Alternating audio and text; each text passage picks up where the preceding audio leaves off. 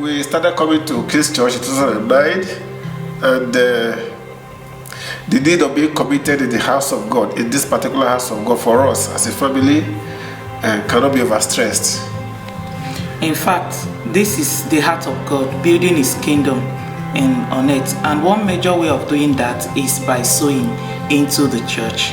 Yeah, I remember in 2012 when we decided to sow our seed of car into this church. It was not an easy decision, but we had the prompting to sow it into the house of God. It was not easy for me personally because it was during winter time, and walking around in the cold is not something I cherish. It wasn't funny, but like David said, I cannot give God what does not cost me nothing. Right. Since we've sowed this seed into the house of God, we have seen God's blessing us far and beyond, providing all our needs according to His riches in glory.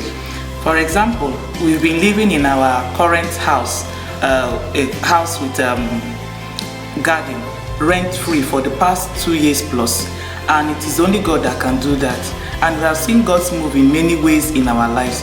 If we start to recount His blessings in our lives, we will not live here. But we just want to say that God is good.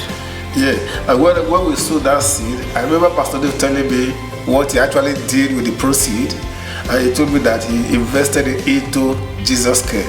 And we can see as a church the impact of Jesus Care in our community, in Southwest and beyond.